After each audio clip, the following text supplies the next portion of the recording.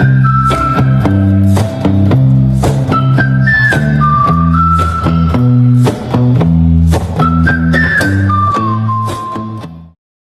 my name is Evangeline Jade C. Franco and I'm from Mapua Malayan Colleges Laguna. I'm a multimedia arts student. Ito ako ngayon sa paaralan ni Rizal sa Kapimpin Street ng Binyan, Laguna. Tanong lang po ako, dapat bang pag-aralan sa school ang buhay ni Rizal? Bakit? And anong tulong nito sa kaalaman tungkol kay Rizal sa buhay mo po ngayon? Mabuhay, ako si Giovanni Crotario, nagmula sa Departamento ng Sining, Kultura, Turismo ng Kasaysayan ng Binyan.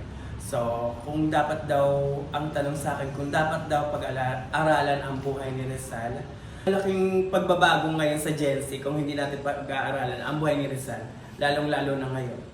Kung titignan natin, taong 1871, 7 taon pa lang si Rizal, is nakakapagsalita na siya ng Latin. Sa ngayon, ang mga kabataan ay naloloko na or nag-aano na sila sa social media. Nawawala na yung mga kasaysayan na pinagmulan natin. O kung mamarapatin man lang, kailangang pag-aralan talaga ang buhay ni Rizal dahil dito pumapaloob ang disiplina, ang talino at ang husay sa pakikipag-usap.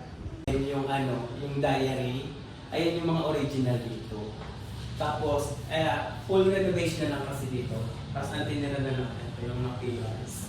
Ito na ang lupang ito ay na kay Don Pilomeno Gana. Then, parang binili ni Jacobo Gonzales, yung founder ng isang schools na sa San Antonio. Siya. Tapos, during Japanese era naman, naging hospital naman ito. Yung part po na ito? Ayun yung part na yun. Naging hospital siya. Tapos ngayon, nagpa-function siya as congressional office. Tapos kasi siya na close. Tapos binuksan ulit sa public. 2016. Nag-office niya si former Konglen Alonte. Tapos ngayon nakaupo nga si Kong An. Nasira po ba? Nasira to. December 17, 1871, hindi naman nagtagal dito si Josesa. Bago siya umalis, Sabado ng hapon, alas 2, nagsimba siya doon sa Nuestra Señora de la Paz, Iquindian. Dati chapel siya, ngayon simbahan na pala. So, ako nga pala si Joselito Francisco. I'm from Dasmariñas, Cavite. Age of 22 yun. Ang tanong ko, dapat ba pag-aralan sa school ang buhay ni Rizal? Bakit po? And ano pong tulong sa kaalaman tungkol kay Rizal sa buhay niya? Madami. Lalo na si Rizal kasi siya yung nagbigay ng boses ng bayan. Siyang gumawa ng El Filibusterismo, tapos yung isang sinulat niya, Nalimitado. Para sa mga bata ngayon, kasi mas kailangan nilang marinig kung ano yung sinisigaw dati ng puso ng mga tao. Hindi katulad ngayon kasi about corruption.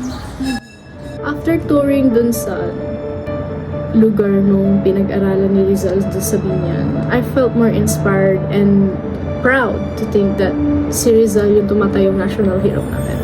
And seeing the place, somehow naramdaman ko for a second na connected ako sa buhay niya, and hindi ko lang rin maiwasan isipin na wow, dito siya nag-aral nung bata siya, and I'm so proud lang kung gaano kalayo yung narating niya from Binyan to out of our country. And I've also learned new things about him nung nag-aaral pa siya dun sa school na yan.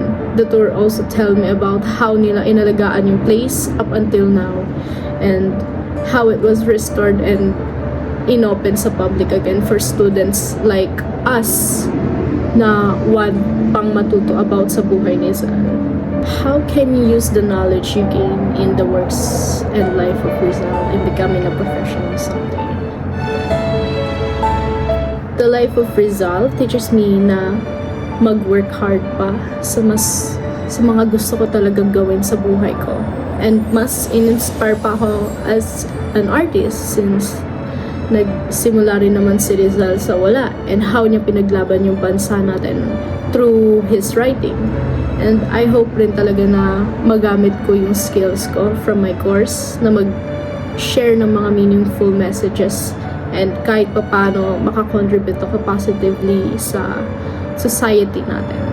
I can honor Jose Rizal in a way na mahalin ko yung bansa natin and yung pagbigay ng respeto sa kulturang Pilipino and maging isang responsableng estudyante. After taking the course, mas naging aware ako lalo kung gaano kahalaga ang nationalism. It also encouraged me to be more disciplined and to think more about how I can help improve the country kahit sa maliit na bagay.